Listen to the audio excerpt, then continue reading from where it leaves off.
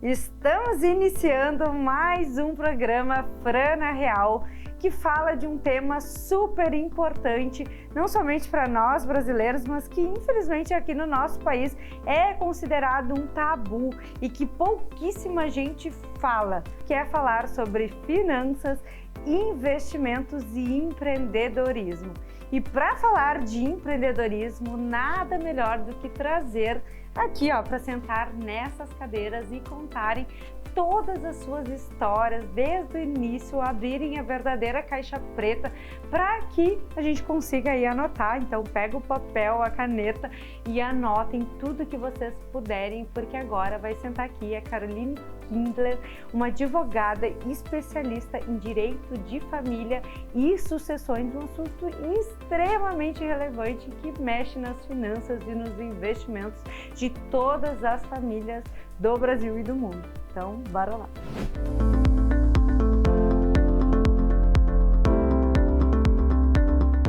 Bem-vindos a mais um episódio do Empreendedores de Sucesso, esse quadro que traz pessoas ilustres para sentarem nessas cadeiras.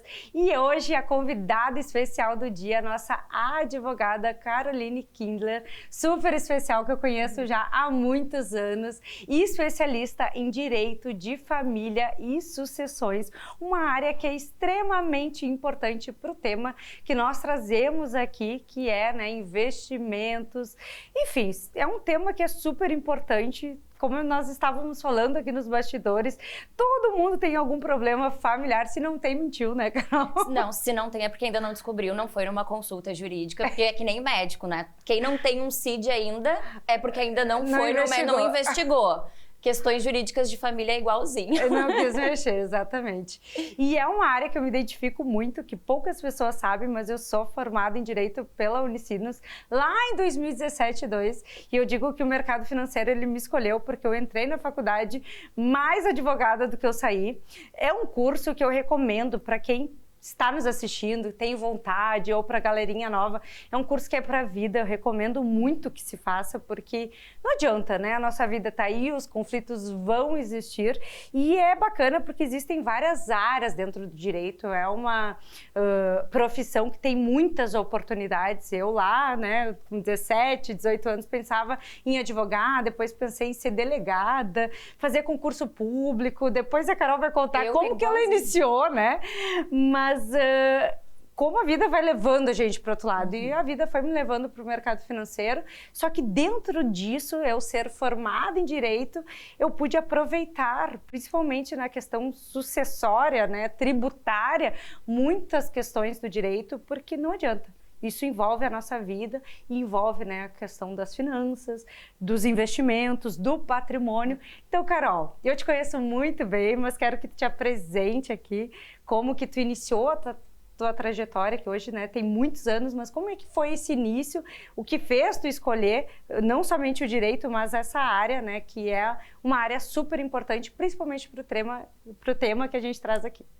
Certo, vamos lá. Prazer, sou a Caroline Kindler-Hofstetter, advogada especialista na área de direito das famílias e sucessões, que eu costumo dizer que a advocacia, ela me escolheu, porque eu escolhi o direito, mas através do direito a gente tem inúmeras opções, em especial concursos e oportunidades no mercado de trabalho, e eu não sonhava em ser advogada, mas eu sempre fui uma justiceira nata. Foi a partir das minhas vivências familiares, de traumas da minha infância, que meu pai quebrou quando eu era muito jovem, aos meus 5 anos de idade, em 1998. E a minha mãe, que era enfermeira, teve que procurar mais um emprego para conseguir sustentar a família, porque por causa dessa quebra financeira do meu pai, por falta de conhecimento em investimentos e administração empresarial, levou a minha família a se tornar uma família disfuncional, onde a minha mãe teve que começar a trabalhar 36 horas, numa jornada de 48 horas, a cada 2 dias ela trabalhava 36 e ela descansava 12. Então ela dormia uma noite sim e uma noite não. E isso na cabecinha de uma criança de 5 anos de idade, o que eu sentia? Meu pai trancado num quarto com depressão, porque tinha quebrado, tinha falido, quebrou na vida, e a minha mãe se ausentando demais para conseguir dar este suporte. Eu me sentia com aquele sentimento de abandono, parecia que algo estava faltando. Passou um tempo, vieram as trabalhistas a partir dessa quebra fatal do meu pai, E eu comecei a ver aqueles oficiais de justiça entrando dentro da minha casa e aquelas coisas que a minha mãe tanto suou para trabalhar, que ela se ausentava em razão daquilo, eles vinham tirando. E eu pensava, isso não pode ser justiça, isso não é justo, eu preciso fazer algo a respeito, mas ao mesmo tempo tinha aquela impotência dentro de mim. Eu não tinha o que fazer e eu era apenas uma criança. Hoje eu peguei essa impotência e transformei na minha potência e no meu potencial de trabalho. Ai, que bacana. Olha, isso eu não conhecia, gente. Que bacana. Fico emocionada de saber, porque liga muito, né, a questão família, finanças e propósito, porque não adianta a gente querer separado, né? Estar unido. E é um tabu, e esse é um programa que eu acho que tem uma finalidade, assim, enorme. Nós estávamos até comentando antes que não existe, eu não conheço, pelo menos eu não conheço nenhum programa que fale sobre um assunto tão delicado que são as finanças e que refletem, porque a gente pensa assim, ah, tá, mas é o dinheiro, mas isso reflete em questões emocionais, familiares, que vão refletir na vida de uma criança, né? E que bom que tu conseguiu usar isso para o bem, só que o quanto isso pode refletir para outros lados, né? E tu trouxe um propósito que uniu a advocacia consciente e trouxe isso para o empreendedorismo. Então, reuniu todos os patamares do nosso programa, porque aqui a gente fala sobre finanças, investimentos e empreendedorismo, e tu se tornou, acho que todo advogado acaba se tornando, né, um empreendedor, e tu se tornou uma empreendedora com propósito. Então, fala como que iniciou essa parte, né? Porque tu falou lá da Carol, advocacia, né, criança, e como que se tornou a advocacia consciente, né? Foi lá no Sajuir, no Centro de Assistência Judiciária Gratuita da Ritter, no meio da minha graduação, que eu tive o meu primeiro contato com a advocacia em si. Porque a imagem que eu tinha de um advogado era péssima, tá? Porque meu pai quebrou e ele contratou um advogado não muito bom, que levou ele para um caminho contrário, né? Levou ele para uma injustiça ao invés de uma justiça. E eu tinha sempre uma imagem de advogado ruim. Eu não tinha ninguém na minha família como exemplo. Não, pelo contrário, a minha família é toda da área da saúde. Eu segui o caminho contrário. Usei como inspiração aquilo que eu não queria ser, que meu pai foi um empreendedor, né, que naquela época ele faliu até então. E eu peguei essa força motora e tentei transformar em algo produtivo para minha vida. Eu sabia muito bem aquilo que eu não queria ser. E a partir de então eu comecei a construir aquilo que eu queria ser. E foi naquele núcleo de assistência judiciária gratuita, começando a atender casos de família, que eu vi o poder transformador da advocacia. E assim, o quanto a gente pode acompanhar o trabalho entregue para aquela pessoa, fazer diferença de fato na vida de alguém. Foi a minha paixão, assim, me sugou, me escolheu e eu acabei me tornando uma advogada consciente. Não foi algo que eu, vou ser isso, sonhava ser isso. A vida me transformou nisso pelas minhas experiências passadas, que eu quis fazer algo diferente com isso na minha vida. E aí foi naquele momento, no Sajuir, que eu percebi, eu quero fazer isso aqui pro resto da minha vida. É o meu chão, peticionar. Claro, obviamente tinha revisão ali, né, das professoras na época, mas eu tirei o meu primeiro 10 da professora na época, até a professora que era supervisora do Sajuir, ela falou, eu nunca dei um 10 para ninguém em uma petição. E ela me chamou, me apresentou para todo mundo e depois me convidou para ser monitora daquele núcleo de direito de família. E ali nasceu uma advogada. No 4º semestre da faculdade, nasceu a Carol advogada. Logo quando eu me formei, eu tentei, porque vem as minhas crenças familiares, né? A minha mãe sempre me dizia que para eu ser alguém na vida e ter algo, eu teria que ter uma certa estabilidade, que eu só teria ou no concurso público, por isso que eu fui para o direito, eu cresci ouvindo isso, ou uma CLT. E aí, o que eu fiz? Me formando, quase pegando o diploma, fui para a CLT. Ali eu já vi o que eu não queria também.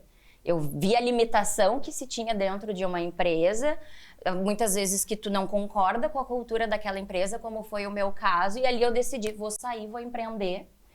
No primeiro dia que eu peguei meu OAB, estou abrindo meu escritório. Peguei um pedaço da casa lá dos meus pais que não estava sendo utilizado, fiz uma parede com uma permuta que eu fiz com o meu irmão precisava de um processo de guarda, Eu fiz uma permuta, fiz a parede, eu fiz meu primeiro escritório, não sei se tu te lembra, acho que tinha menos de 6 metros quadrados. Hoje, graças a Deus, tem um escritório com 220 metros quadrados. Ainda não consegui, de fato, delegar o meu trabalho, ainda é uma advocacia muito artesanal, porque eu sou chata e exigente com todos os meus casos, porque eu acabo tratando aquele caso como se fosse um caso da minha família, porque eu não quero que nenhuma família passe por aquilo que a minha família passou. Perfeito. Ai, parabéns, né? Eu conheço um pouco, mas sempre quando a gente começa a falar assim, sempre descobre mais, isso é muito bacana.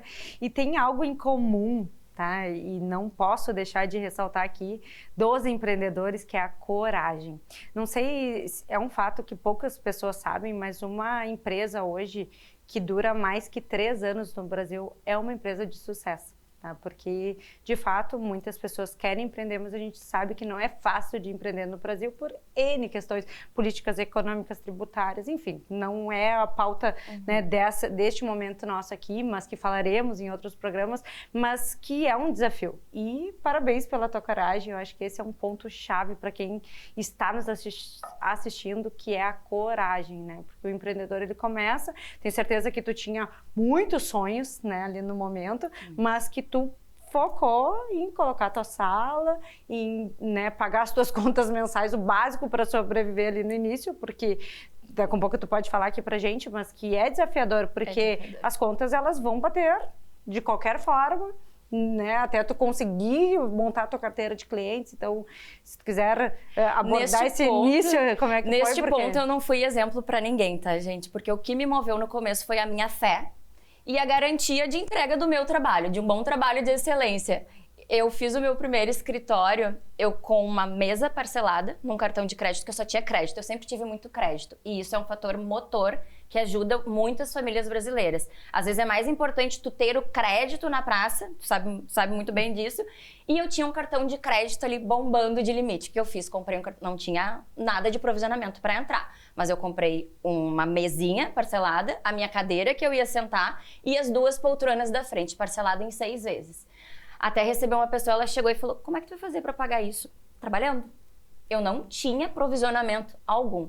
Eu paguei todas as parcelas, chegou no 6º mês de quitação, já só por indicação desde o começo. Cheguei na quitação da última parcela, comprei o armarinho para depois colocar a impressora. Terminei de pagar o armarinho, fui lá. E assim, eu fui indo até que em 2017, olha a coincidência até mesmo do ano, o Matheus, nunca te contei essa história também, nunca contei para ele, mas me indicou o meu primeiro cliente empresário com uma empresa familiar, com vários negócios, que foi uma indicação apenas para recuperação de um crédito de um cheque. Quando ele chegou no meu escritório, tranquilo, cheque, eu já era especialista em direito civil na época, só que aquele cheque, aquela cobrança daquele cheque sem fundo, era apenas a ponta de um iceberg. Quando aquele homem começou a me contar todos aqueles contratos verbais, aquele monte de dinheiro na rua, sem garantia nenhuma, eu olhei para ele, por que tu não procurou um advogado antes disso tudo estar acontecendo? E foi a partir deste caso, por indicação do Matheus, que eu comecei a estudar o direito das famílias com outro viés, com essa parte da prevenção, de trazer uma consciência jurídica para as pessoas, porque as pessoas costumam procurar o advogado depois que elas já estão com o problema. Mas volto a frisar, se você acha que você não tem um problema jurídico na sua família, é porque você ainda não foi consultar um advogado. Porque assim como só quem não tem um CID, é porque realmente ainda não investigou. E esse check-up de saúde, que é o recomendado, porque a maior parte das doenças, se tu descobre elas, no começo tu consegue ter um tratamento efetivo e até muitas vezes a cura. No direito das famílias não é diferente. Tem muitas coisas que a gente pode prever os danos lá no final e que a gente pode se utilizar de estratégias jurídicas para garantir direitos lá na frente. Ai, meu Deus do céu, aulas aqui, né? E pontos, assim, eu tô tentando lembrar de pontos importantes daquilo que tu falou, porque para ti, e normalmente é bem comum isso, é muito simples pra gente, tu fez. E entra muito a questão da fé, de intuição, eu falo muito sobre isso, que intuição é cola de Deus, porque a fé, ela é crucial e super importante, mas a gente sabe que ela não paga a conta, né? Tem que ter a fé, mas Deus, ele te dá as ferramentas, mas tu tem que ir atrás delas. Mas tu falou de vários pontos aqui, poderia ficar horas falando, mas um deles é que eu escuto desde criança isso, e é um ponto que tu falou, que o nome vale tudo, né? Que é esse crédito no mercado, que é o teu nome, que consequentemente isso gera oportunidades, inclusive de tu alavancar. Porque ali naquele momento, e aqui a gente fala muito sobre, né, investimentos, mas antes das finanças, antes dos investimentos, aliás, existem as finanças, porque para ti chegar no investimento, tu tem que ter uma finança organizada. E como que tu faz isso? Tendo um nome limpo. E isso é super importante a gente falar aqui, porque apesar do nosso programa, né, ser muito voltado para investimentos, hoje a gente vive um país endividado. Mais de 80% das famílias estão endividadas. E essas mesmas famílias que têm problemas jurídicos. E que isso envolve N fatores, né? Porque acaba, no fim das contas, atingindo sempre o bolso das pessoas.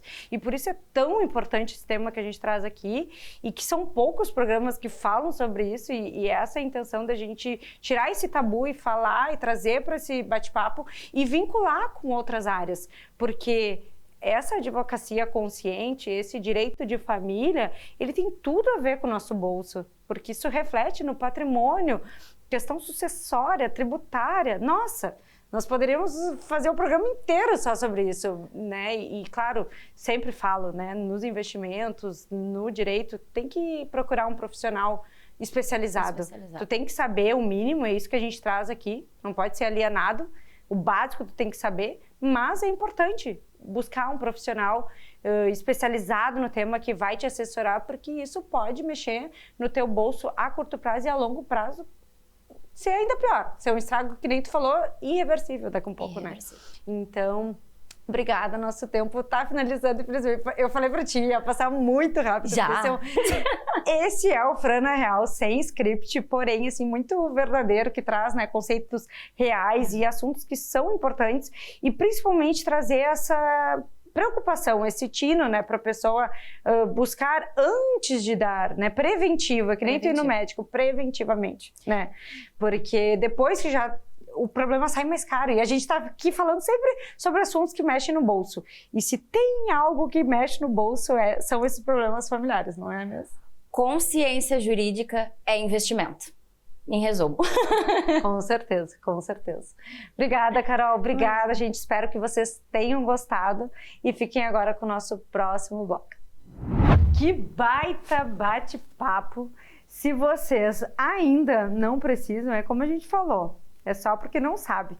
Então anotem a dica, a Carol é uma super advogada, né?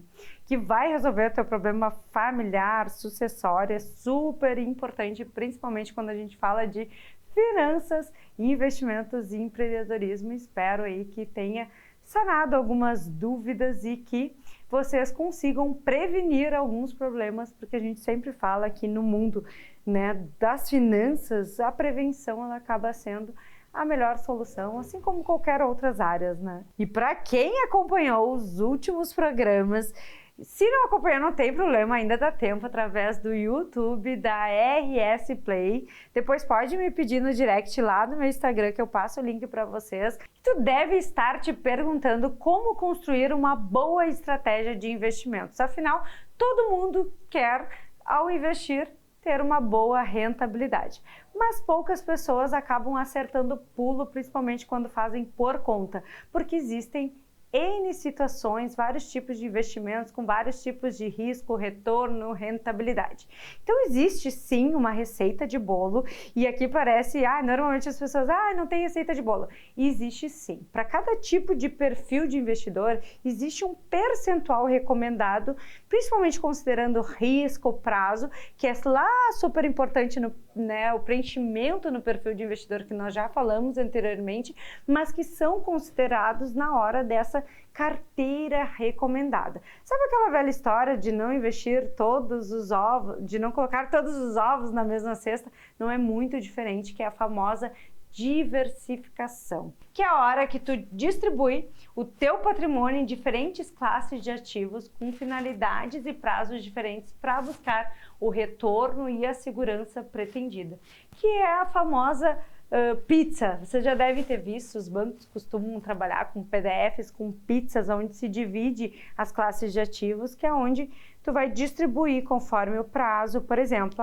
eu preciso de uma reserva de emergência, e é crucial que se tenha uma reserva de emergência, para caso, e daí é um nome que assusta, mas para caso tu precise de um dinheiro imediato, tu não tenha ônus, porque existem investimentos que mesmo que tenha uma certa liquidez, que é assim que é denominado no mercado financeiro, tu pode ter ônus. Então, esses investimentos mais líquidos, eles te trazem essa disponibilidade de valor, que é tu ter o dinheiro resumidamente no mesmo dia ou no outro dia na tua conta, sem tanto ônus, sem tanto prejuízo, daqui a um pouco só pagando imposto e tendo assim o lucro, porque existem investimentos, como eu falei anteriormente, com prazos. Esses investimentos, quando tu estabelece um prazo, é como se tu fizesse literalmente um acordo, um contrato. Quando tem esse contrato e tu estabeleceu que ele vence lá em final de 2027, por exemplo, se tu resgatar e tu antecipar, por exemplo, surgiu uma situação de emergência, tu precisa desse dinheiro antecipadamente, tu concorda comigo que existe uma cláusula no contrato onde tu, antecipando esse valor, tu pode ter ônus? Por quê? Porque tu traz ele a mercado, tu vai resgatar, tu vai fazer uma saída antecipada. Então, sim, pode ter ônus, pode ter deságio, isso é comum. São informações que, se tu não sabe na hora de aplicar, por exemplo, apliquei um CDB que vence em 2027, mas eu preciso resgatar ele amanhã, tu pode sim ter ali uma diferença de valor, porque tu está antecipando ele para 2025, 2 anos, né, de antecedência. Então, essas observações, elas precisam, né, serem observadas, porque influenciam sim na tua rentabilidade, no teu retorno. Então, dentro dessa distribuição, fazer uma estratégia inteligente de investimento é realmente dividir. Dentro desse volume que eu tenho para aplicar, seja ele um valor inicial, um X por mês que eu quero investir, qual a finalidade? Inicialmente, a primeira pergunta que tu precisa te fazer: qual o objetivo desse investimento? Eu quero investir para a minha aposentadoria. Ok, é um tipo de investimento diferente. Eu quero investir para ter uma reserva de emergência. É um tipo de investimento diferente. Eu quero investir para fazer uma viagem. É outro tipo de investimento. Então, tu concorda comigo que essas observações, elas precisam ser consideradas, porque daí sim tu vai decidir. Porque tem investimentos, mesmo que seja renda fixa, porque às vezes a pessoa, mas eu não quero investir em ações, eu não quero investir em renda variável, e eu vou investir em renda fixa. E acha que ali está segura dentro do seu propósito, só que daqui a pouco investiu num papel que tem vencimento, não considerou tributação, ela começa numa alíquota regressiva e vai regredindo conforme o tempo. Então, dependendo do investimento, vale mais a pena deixar mais tempo aplicado. Então, essas considerações, elas precisam ser feitas. Então, eu não vou elencar nessa aula aqui todos os tipos de investimentos, todas as cargas tributárias, não é esse o objetivo, mas inicialmente, para quem quer iniciar, seja alguém que já tem um volume ou quem vai começar agora, é principalmente entender o objetivo, porque entendendo o objetivo vai ter um investimento mais adequado. Por exemplo, e aqui eu posso falar para vocês, dar spoilers, isso não é uma recomendação de investimentos, é sempre recomendado que se consulte um profissional, porque eu sou profissional, sou assessora, mas eu não estou analisando o teu caso específico. Por exemplo, quem quer investir para a aposentadoria, a previdência complementar privada, por lei, tem privilégios, tem vantagens. Mas, por favor, vocês não podem considerar somente isso que eu estou falando, porque a lei da Previdência Complementar tem várias nuances, várias questões tributárias, legislativas mesmo, na lei da Previdência, que, se tu não tiver uma orientação, se tu não souber, vão influenciar na tua tomada de decisão. Mas, se tu tem uma finalidade para fins de aposentadoria, para usar lá na frente, ela vai se tornar mais adequada. Então, aqui não quero trazer para um produto, para o outro, para um objetivo, porque cada um tem o seu, mas eu quero que você entenda que uma estratégia inteligente de investimentos tem tudo a ver com o seu objetivo e com o seu perfil, e com base nisso o profissional vai fazer uma espécie de distribuição, a roda de pizza tão famosa no mercado financeiro, que é a famosa diversificação, e trazer dentro disso as diferentes classes de ativos com vários prazos, questões de risco, de tributação, que vão estar adequadas ao teu perfil. Por isso essa estratégia ela é extremamente relevante e super importante na hora de investir. E como já sabemos, informações, notícias do Brasil e do mundo são extremamente relevantes para o mercado financeiro e para o nosso bolso. Então fiquem agora com as últimas notícias com Bruno Panerai. Oi, Fran, pessoal, tudo bem? Vamos lá para mais uma atualização de mercado essa semana. Bom, como muitos de vocês devem ter acompanhado, né, semana bastante agitada, a gente teve a intervenção do Banco Master, né, um tema aí que já vinha sendo comentado por algum tempo, né, nos bastidores, corredores do mercado. Né, o Banco Master vinha enfrentando dificuldades de liquidez, né, um banco que cresceu muito rapidamente, fez diversas aquisições e chegou aí num limite em que o Banco Central foi obrigado a intervir na sua operação, e com isso o Fundo Garantidor de Crédito sendo obrigado aí a cobrir mais de 40 bilhões de reais em depósitos de investidores. Essa é a maior recuperação do FGC na história, né?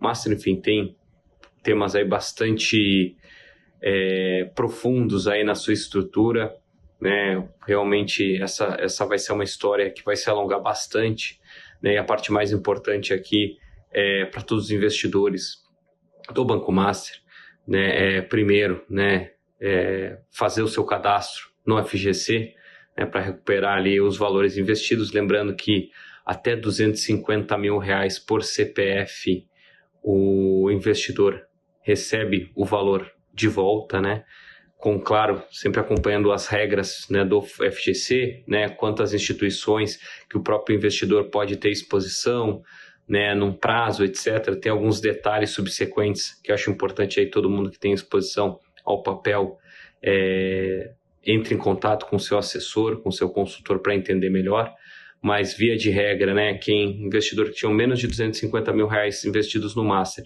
e nunca tiveram nenhuma situação de intervenção do FGC em outro banco que investiu, tá, pode ficar tranquilo, né? É entrar no site do FGC, no app do FGC, fazer seu cadastro e aguardar a atualização, né, para receber os valores. Isso tende, né, a acontecer entre 30 e 45 dias. A gente vai acompanhando. Sempre, né, relembrando, importante tomar cuidado aí com seus investimentos, né, ser bastante criterioso para não ter nenhum problema aí na frente, tá bom? Bons investimentos, um grande abraço. Obrigada, Bruno, por trazer essas informações tão relevantes para a gente e, como eu sempre falo, para o nosso bolso. Eu espero que vocês tenham gostado e espero vocês no próximo Fran na Real.